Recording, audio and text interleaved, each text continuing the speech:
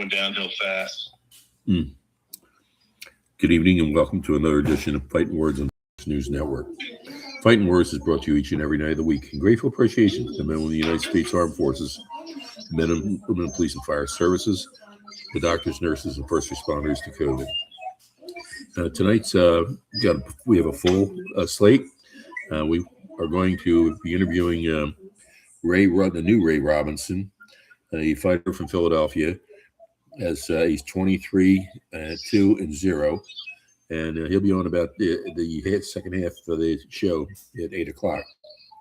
We'll also have Caden calling in very shortly, and so will Brady, our two UFC aficionados. So, well, Tony, what's the heck's going on with Keyshawn Davis and Jaime Ortiz? They've been bickering back and forth about stuff, so I don't know what's going to happen here, but they're definitely stirring up the pot. Yeah, I see that almost daily. Yeah, they're either trying to make some dough or they're two people that don't really care for each other. Yeah, for real. Yeah, but well, Ty always said that you do all this stuff and you buy fans watching just to see who's going to beat who up, and then afterwards they all meet and go someplace. Yeah, I don't know about on this situation though. Yeah. The other thing I saw, Triple G has started his new position. He's now the president of WBO. I don't know if you saw that or not. No, that's fantastic, though. Yeah. That's probably one of the best things that could happen. Yeah. Well, he'll clean that thing up for sure. Oh yeah, he's a good guy. He's by the book. And, he got robbed a couple times, so he knows what it's like. I'm sure he's not going to allow any of the BS stuff to go down. I don't know if you remember or not, but a friend of mine, Dave Tabiri, was fighting for the heavyweight championship, and he lost it on points. Really, he shouldn't have. And this is going back to 1980. And at the time, we were all living in Delaware, and Senator Bill Roth called him into the office and told him, he had seen the fight. He thought he got robbed, and he was going to put this bill together that was going to be, that you couldn't lose on points if you were really winning the fight. That the judges had to be above board on everything. And Dave did everything he possibly could. Jumped through every hoop, went to every Senate meeting in Washington, did everything he could. The bill failed in the Senate. But now I see they've resurrected a bill similar to, I call it the Muhammad Ali bill. You anything about that? No. I heard, I think Dana White or someone was talking about the Muhammad Ali bill, but I thought it was mentioning something else. I didn't know it was mentioning now. Yeah. Well, Danny would be interested in that now because one, he has a friend in the White House, but two, he started Zuffo boxing. In fact, he had his first fight last night. Was Callum Walsh and Carlos Ocampi, and it went 10 rounds. But Callum was the one that won the thing. He really did an excellent job. It's a shame that you get some judges that either don't know how to score or I hate to say, there's a little bit of a payment somewhere that happens to show up, to make it go a certain direction, which wouldn't be the first time. But it just, I think the bill, something like that, it should go through. If somebody's winning the fight, it's clear that they're winning the fight and it gets overturned, which we've seen a couple in the last couple of years. It just isn't right. I mean, it sets a bad precedence for the whole sport. Yeah.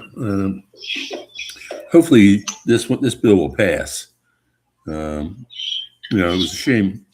Dave put all his eggs in that basket and end up actually walking away from fighting, and became the instructor at the police academy, Delaware State Police Academy in Dover, Delaware.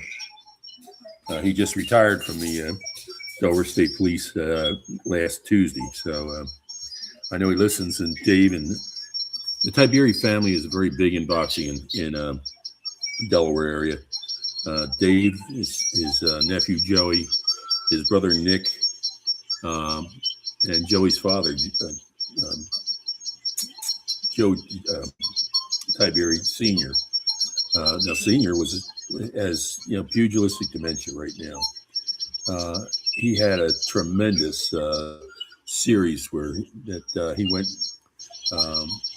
all the way to the top of the ranks of the super middleweights, and then his world collapsed because he had health problems and was never able to get back into similar to Edner Cherry. Edner came back in from running and went into the gym, fell flat on his face, and was dead when he hit the floor. Luckily, they were able to revive him, and they took him to Tampa General. And they first they put a pacemaker in, and that failed. So they had to put a defibrillator in. So he was done. He's out of fighting altogether now, and is part of the security firm that works at Mosaic. Wonderful guy. Just was elected into the Florida Hall of Fame this last year. And another thing, as I'm digressing here, waiting for Brady to call in, is that our good friend Bernard Fernandez will be inducted in May into the Florida Boxing Hall of Fame. So for all the people that sent some in, I knew you sent something to the Hall of Fame as well as I. So I want to thank everybody, because Fernandez is a tremendous guy. He's been in boxing for 50 years. He wrote for the the Miami Herald. And then he, hold on just a second here. Accept. Yes, sir. Hello. Yes, Hello. I'm going to put you right in. Come on, Merch. There we go. Yeah, we're joined by Mr. Brady right now. But where was I? Bernard wrote for the Philadelphia Inquirer for 35 years, retiring last year because his wife got sick. And then, unfortunately, she passed. And I just talked to him this afternoon, and he's awaiting the 20-inch snow that they've been talking about. But, so, Mr. Brady, got a question for you, brother. All right. Ready? How you doing, Tony? Good, sir. What's this with John Jones and Alex Pereira? Are they going to fight or not? Yeah, this one I wouldn't get too excited about it. I think right now it's all just chatting, honestly. Just because of how unreliable Jones is, but I think it would be a real talent. I think it would be a huge fight. Obviously, just two guys of this caliber. Mm-hmm. But yeah, I don't know. I don't know if I could see this one happening. I think Jones would. It wouldn't be perfect. You know, he's really going to want to fight for a title, I think. Mm-hmm. And is he going to want to come down to it for fighting? At that light heavyweight? I don't think so. Mm-hmm. So I couldn't see it happening, honestly. But anything could happen. Mm-hmm. All right, Tony. De La Hoya is coming out and saying that the Ortiz and his fight is still on. Do you believe that? I think it'll probably happen. I think we were talking to Z about that last week, but I think that will go down. I think it'll happen. I don't know if it'll be right away. It might be a little bit longer in the year, but I do believe it will take place. Mm-hmm. Yeah. He needs to. Oh yeah, yeah. Ennis needs to step his game up, and Ortiz is just the guy to do it. And I'm sure it's going to be probably in the Philadelphia area again, and we'll get Z and Ty to get in there and see it. So, all right, Brady. Conor McGregor says that Paramount is voiding his deal to fight at the White House. What's your thoughts? I didn't hear this. I didn't hear about this, but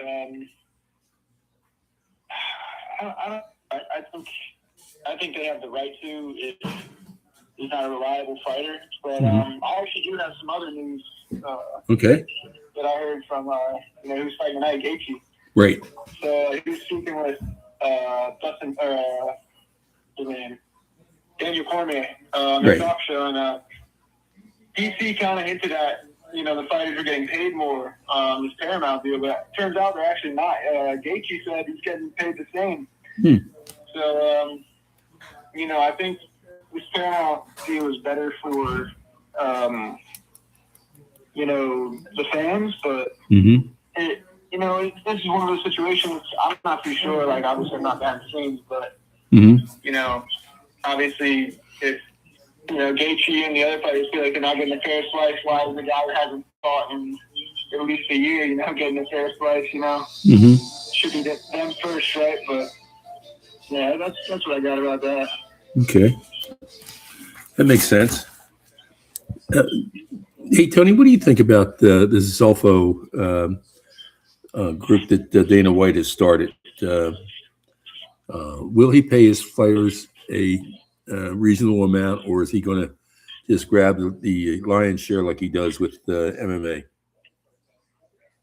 I'm going to take De La Hoya's words out of his mouth that it's not going to do very well. De La Hoya is all over it, claiming he's got fighters that we don't even know who they are, or they've got just nobodies. They're not going to pay them. They aren't paying them. I don't see it taken off the ground like WBO or any of these other organizations. I just don't think it will. Okay. I mean, I wish him the best. I hope that we could see something new. It would be great, but I don't think it's going to happen. Yeah, I was reading the trades, and some of the names, I have no idea who they are. They're the top card on the fight that's coming up is a guy from Saudi Arabia. I have no idea who he is or what he's done. I haven't had a chance to look him up. I just saw it earlier today, but it certainly doesn't. He may have bitten off a little bit more than he can chew.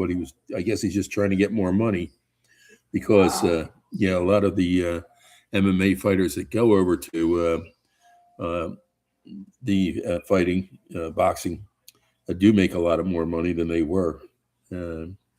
And that's except Holly Holm, who she did well, but because she didn't do well in the ring, I think we've seen her in her last fight there. I think De La Hoya is not scared to say it how it is, and he's claiming, I think the last I heard him talk was 10 to 12 people that have been signed. Nobody knows. I think probably 95% of them, they're not paying him any money. They were, according to him, violating some sort of an act. I don't know. I've got to go back and look at it again, but I don't know. I don't see it. Unless he gets like a major backing of some sort, I don't think it'll ever take off like anything that everyone's going to watch. Okay. Hey, Brady, 324 has Justin Cagey and Pimbrett. What's your thoughts? Yeah, this one, it's kind of like, I think it's kind of a situation where Gaethje is like the older guy, kind of a gatekeeper to the upper level championship fighting in lightweight division at least. Or no, actually, that's that is lightweight, 155. But Pimbrett, he's an up and coming guy. He's got a lot of wins. He's on a hot streak, and I think he's got better stamina than Gaethje, for the way he fights. And I'm really not sure if Gaethje's going to be able to, deal with his grappling. Mm-hmm. I think Gaethje's going to want to keep it. Obviously, I think he's going to keep it on the feet because Timber's last couple fights were submissions, and he ground and pounds, and he's really more of just. He's got that style. He's not Russian, but he's kind of got that pressure style. Get you on the ground. Get in space, get you tired, and then finish with a submission or strikes in the ground or something like that. But I think Gaethje's really avenue of winning is keeping it on the ground. Throw hands with him and stuff all the takedowns. Definitely not go to the ground with Timber. Mm-hmm. But I think Patty's going to win this one and, go on to maybe a title shot or at the least I'm going to try Yukon next. But, okay. Yeah, I definitely could see this one playing out in the decision in Timber's favor. Okay. You just mentioned something that I have a little note, a note on here. Merab Dvalishvili says that the UFC is out of Russia. And they're not taking more fighters. Is that true or not? They're not taking more fighters from Russia? Yeah. I don't know. I don't know if it's true or not. I think that the fans are, at least the casual fans, are getting tired of seeing that, Russian suffocation kind of style where you take them down, ground and pound, and pretty much just hold them until the fight's over. Like, Hamza Chimaev. I think Islam's an exception, but Hamza Chimaev, Khabib obviously was kind of the first one doing that in the modern era. And I think the fans are getting tired of it. But, it's really up to the company if they want to decide to let these kind of guys in because I think they're good enough and there's like a pipeline enough of a pipeline that they'll keep coming, but it's all about do you want the best guys? Because then these guys are going to start going to other organizations that right, and then you get you're going to get a gap in skills. So I could see it being like that, like maybe a couple of these guys, but I don't think you can just stop a whole nation from producing top level prospects, or keeping them out of the UFC. Okay. Tony, Teofimo Lopez and Shakar Stevens this week. What do you think? Looking forward to that fight. I tell you, I really hope. I want to see Shakir lose. So it's time for him to go down. Yeah, and I think Teofimo could do it. It's not going to be easy. I don't think there's going to be a knockout either way, but it's going to be a distance fight, I believe. And whoever can, if he can get in on Shakir because Shakir can move and get some points in, I think he could do it. But you know how that goes. Sometimes they take too long, 3, 4, 5 rounds before they get warmed up and get in there, and it's too late. So we'll see. But yeah, I hope that one goes, and hopefully Tio can take it. We'll see. Okay. Brady, what do you think about Sean O'Malley and Sung Young tonight? Yeah, okay, so this one, I think it's definitely a prove-it fight for O'Malley, considering he wasn't even on main card before Kayla Harrison dropped out. Right.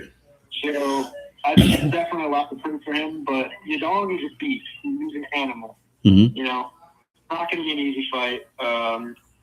It'll definitely be it's going to be a wow factor fight. There's going to be, tons of style being displayed by O'Malley. I think he wants to get in there and show the UFC and especially the bantamweight division that, he's still a big player. He can come back, he can, especially because, Peter Yan just took the title. So, I think O'Malley can be next up. I think they'll go with Dvalishvili for a rematch, but I'd want O'Malley to win. Whatever you want to say about his personality, the guy can fight, and he's got an exciting style. And, I think, honestly, just the array of strikes he can throw is something like we don't see a lot, other than like Anderson Silva or Israel Adesanya, maybe even Bobby Green, guys like that. Mm-hmm. And I think the sport is kind of wants that. We were just talking about the whole Russian thing, and how the fans are kind of crying out for that style, that crazy, exciting. It's more excitement, I think. Mm-hmm. And I think O'Malley can bring that, but Okay. I don't know how this fight's going to go. It'll definitely be a tough one. I wouldn't be surprised if Song pulled it off, but Whoa. All right. I want to see O'Malley knock out. Okay. Especially 5 rounds, too. These guys are training for 3. Right. And now it's 5, so you got to take that into account. I don't think it'll go. I don't think it'll go to distance. Because of that. Mm. Well, no Snoop Dogg will be happy tonight watching O'Malley. That's for sure. Hey, Tony. Something you brought up a year ago was that Canelo Alvarez has always cherry picked his fights, fights that he knew he could win. Do you know how much he made doing that last year? I think it was $300 million or something, wasn't it? 137 million. Woo! Yep. Must be nice to cherry pick and make that kind of money. Yeah. Well, Brady makes that. In fact, that's why he could take the whole day to go fishing today. Yeah, right. Good. Okay. Now here, put your thinking cap on, Tony. Keith Thurman and Fedora at 154.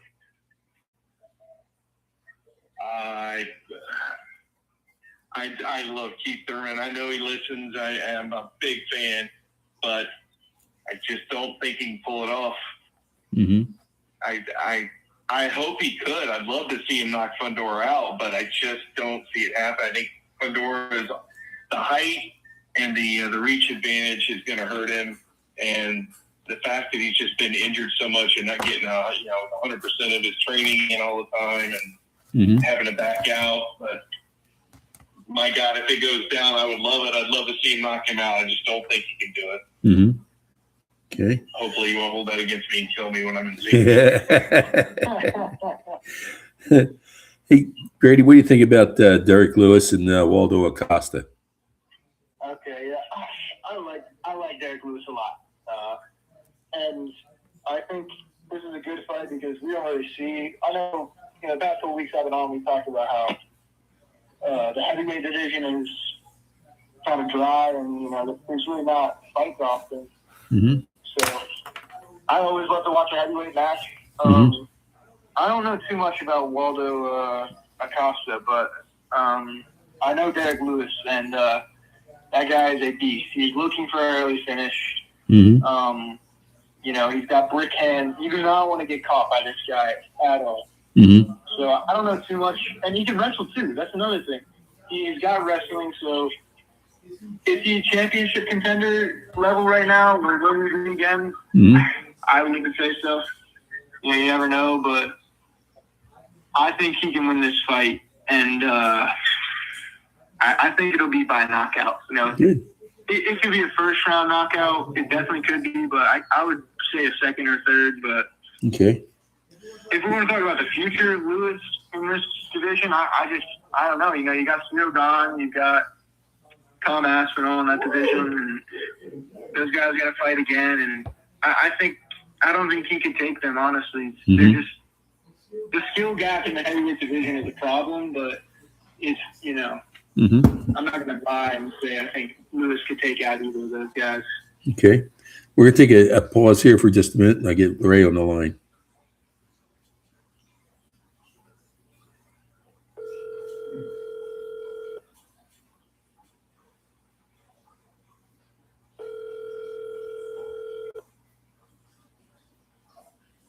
Come on, Ray. Son of a bitch.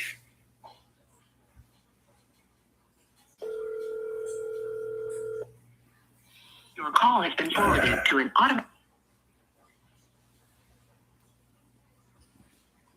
Yeah, I'm going to have to call him again a little later on because he didn't answer his phone. But we'll go after that. Tony, what do you think about Andy Cruz and Raymond Mortala? Yeah, it'll be an interesting fight. Cruz will bring it. I think Cruz will be able to take care of business on that fight. Mm-hmm. Not a big fan, but I think he'll pull it off. Mm-hmm. Okay. Let's see. Well, we before we went on the air, we talked about Zolfo's start fight. It was Kellyanne Walsh and Carlos Ocampi. What's your thoughts on that one? I mean, he did keep him up for 10 rounds, and Walsh did win. But it was a decision win. It wasn't. It just didn't seem to be. Nobody had enough power at the end of that fight to win the fight. But he got the decision, so we go with that. What's your thoughts? Well, I was kind of going around the room asking the 10 people that were there watching, and they all seemed to think that maybe it was called the right way. Ooh, 10 people. Actually, I tell you about it, was 9 people there. 9 people. Boy, you must have a big living room. He's gaining some ground here, but it's going to take a while. Mm-hmm. All right, Brady, we got Rose Namajunas and Natalie Silva tonight. What's your thoughts?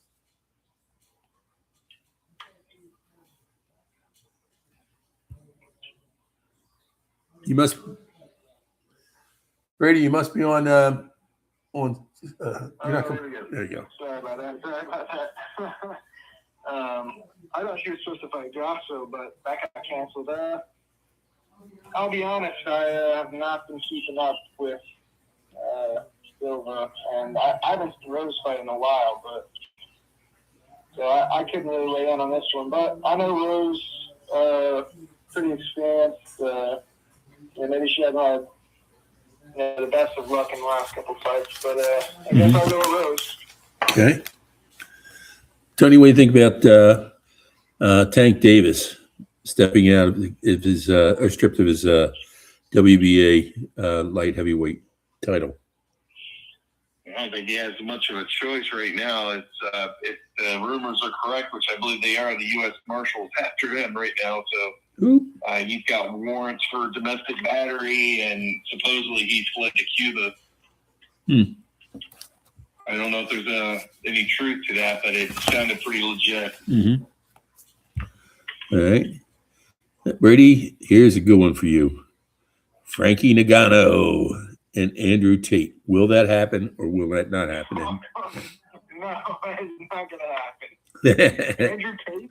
Yeah. No way. Yeah, Tate's pushing for it. Andrew Tate would get murdered by him. He got beat by some influencer, 22-year-old influencer. Francis Ngannou was a trained killer. He would be, even if you made millions of dollars, you would probably, unless you laid down in the first 5 seconds of the fight, I think you would probably get brain damage, honestly. Yeah, that's saying it lightly. All right. This might be a good time to see if we can get Ray. Let's try and get Ray one more time.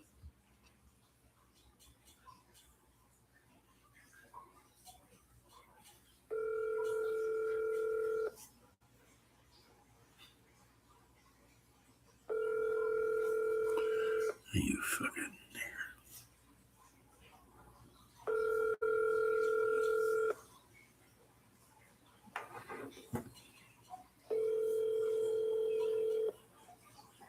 Your call has been forwarded to. I guess he's bunking out on us because he didn't answer his phone again. I'm sorry, Brady. What do you think? Where should Ngannou go if he doesn't take on Tate? Boxing. I think back to boxing. He made tons of money there. We saw with that Tyson Fury fight, he got skill. We know he has the power, but maybe in that fight he blocked Tyson early and stunned him, but I think if he trained hard, he's, we know he's getting up there. He's almost 40, I believe. But, I think he can still make an impact in boxing, at least in his bank account, man, because we know, you took Canelo made $137 million.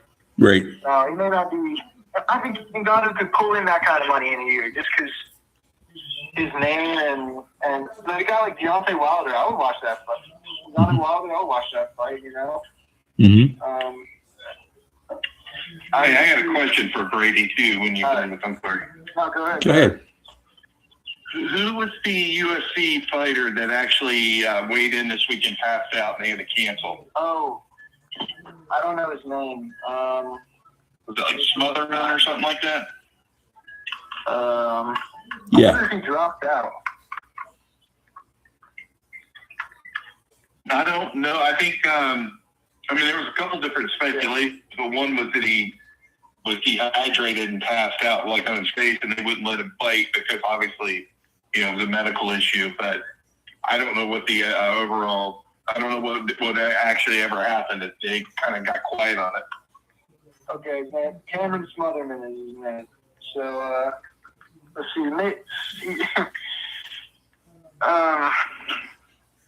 Yeah, I got canceled. I think we've seen this a lot with the UFC. Obviously not people passing out, but it's a problem.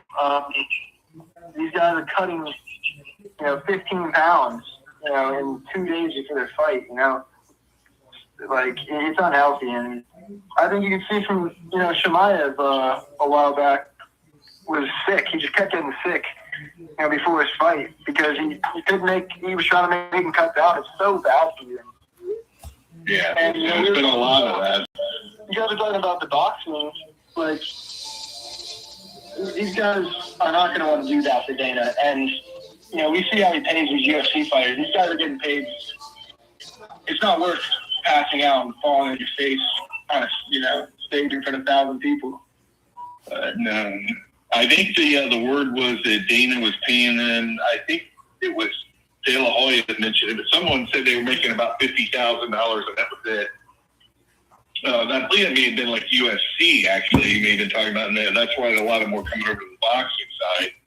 But, I know if it's a big event, they're going to make a lot more, but I think the average UFC guy is probably making about $50,000. Yeah, 50, and that's if you're That's a new one.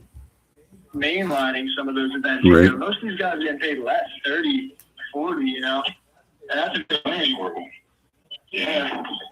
But, like, I think you can do that with, he's like the main guy, at least in America, doing UFC, doing MMA, but boxing, I was talking to Paul about this earlier. Boxing, there's so many promotions you can go to that you're actually going to get paid well. I think we'll be the plan behind the Dana. That's a good point. That's a good point. Hey, Brady, let's stay on the MMA. How about Bruno Ferreira and Paulo Costa? I don't know Ferreira.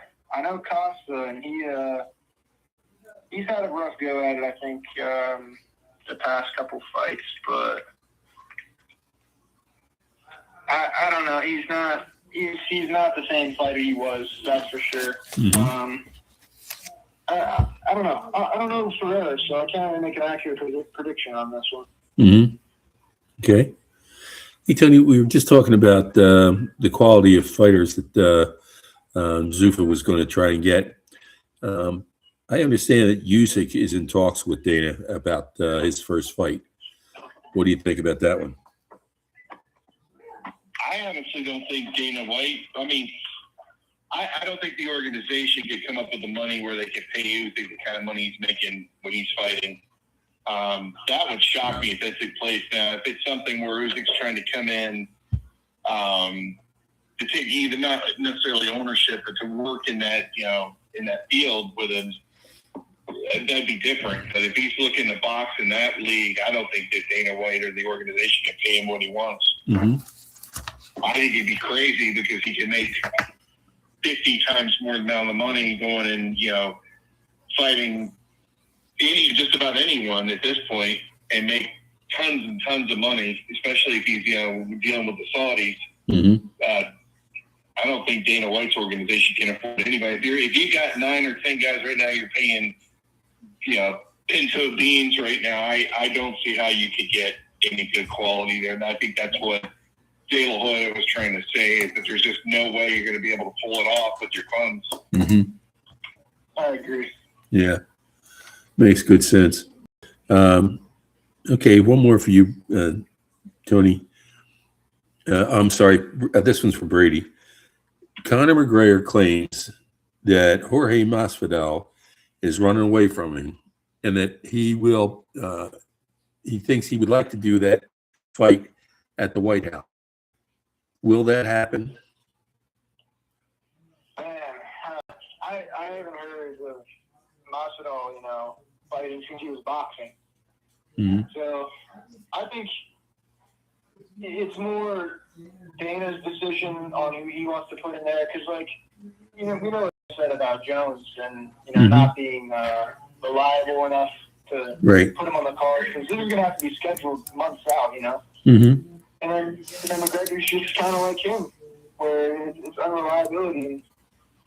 I think if McGregor trained and got into great shape like he was and had that mindset like he had, it would be a good fight, and I think he would beat Masvidal. Masvidal's 41 years old. But I think really for this White House card, we should look more at guys like Max Holloway and the guys that are really the face of the company right now. Ilya Taporia, I could definitely see a heavyweight main card for the White House, but I couldn't see McGregor or Jones being there unless A, they were handed tons of money, and B, they had the perfect training camp. Really, that's what they need. Yeah. Hold on just a second. We got Ray on the line. Hey, Ray, how you doing? Hey, how you doing? Good. All right, we're gonna put your mic live right now. Come on, Turkey. Guys, we're joined by a good friend of ours, a guy who tries to sneak fights in until I find out that it's coming, and I have to call him and say, "Hey, we're going to put you on radio so you can get some kind of a crowd." A real road warrior. This guy was going to go fight for a championship fight up at the Poconos, and as he was on his way up, somebody rear-ended him and almost ended his career. But he's worked his way back. And so, Ray, it's a pleasure to talk to you again. You're on with Tony and Brady and myself. So give us an update since we last talked. Hey, you guys. I just been training. I stayed in a gym. I'm not sure if you guys ever heard of it's a new competition called TCL. Mm-hmm. It's like a team boxing league. Right. So I've been doing that to keep me active and to keep me fighting. And we do 1 round each, sometimes 2. And then until I got this phone call to fight February 21st. Right. And that's Fox, Michael Fox, right? Yes. Yeah. Okay. Do you know anything about him? Yeah, I know he's tall. He's active. Throws a lot, stuff like that. But honestly, it's nothing I've never seen before. So I think I'll be able to adapt pretty quickly. Mm-hmm. I think that these young people call me a vet in the game now. So I think it's something I won't. I've seen before. So I'd be all right. Okay. Now you're going to fight at 154? Yes. Okay. And, one of the neat things, guys, Ray's got a 26-3-0 with 14 knockouts. That's his record. Nice. Can you give us maybe a short synopsis of your best fight and your worst fight? Honestly, I'm going to be honest. I don't think any of my fights, I want to say a worst fight. I think when I won, I thought it was really cool. I thought when I won the USDA belt was a good fight. I love that fight. Mm-hmm. That was a tough fight, but it was definitely well earned. The fight for that. Mm-hmm. I wouldn't say any fight was a terrible fight because you learn Mm-hmm. from each fight. I took Ugas on short notice. I took Ugas on short notice, and I wish I kind of didn't do that. Mm-hmm. Because I feel like I wasn't able to display everything I really had on a big stage. Mm-hmm. So I wouldn't say a worst fight, but I just, one of the fights I wish I could kind of get back Mm-hmm. and I had a full camp and just to show the world, what I actually had. Right. Stuff like that. Now, your last loss that I found was Andre Boyd, or Bird, I guess you call it. Yes. Back in October of 24. What happened there? It was a good fight. It was just a keep busy fight. Mm-hmm. I haven't fought in a while, so I was trying to just get back on scene. Mm-hmm. I believe that was my first TCL fight. Like coming off, we wound up winning the whole tournament, the TCL. Mm-hmm. And after we won that tournament, I wanted to stay active. Mm-hmm. So we got the Bird fight and the Stay Busy. Mm-hmm. And we just got out of the TCL again, and then we won again the Fox fight. So I think me doing the TCL, keeping me active, keeping me in everyone's eye and Right. eye, Mm-hmm. is kind of helping out, and keeping my name, in people's thoughts. Well, that's because they didn't know the new Ray Robinson that was coined here. Yeah. I missed that. Ty has become a film producer since we last talked, so I just had to throw that in there for you. There we go. Now you had a gym up on Street Road. Now you tell me you're over on Bustleton. Yes, I'm on Bustleton. Yep, I'm on Bustleton. We just opened up a new gym in Newtown. Me and Eddie Alvarez. I'm not sure if you guys know who Eddie Alvarez is, but he was like a UFC champ, Right. Bellator champ. He opened up his own gym, got me involved. I'm the head boxing coach there. Nice. So it's amazing, man. I can't complain. Mm-hmm. I think the last time I talked to y'all, my kids was young. Yep. Now my daughter is 17, got a driver's license, on her way to college. My son is 8. Nice. So time flew. Yeah, it certainly has. Hey, now that Russell has retired from the business, who's booking fights up there now? What you say? I said now that Russell has retired from booking fights, Russell Peltz, who's booking fights now in Philadelphia? I believe a guy named, I forget his name, is Hard Hitting Promotions. Mm-hmm.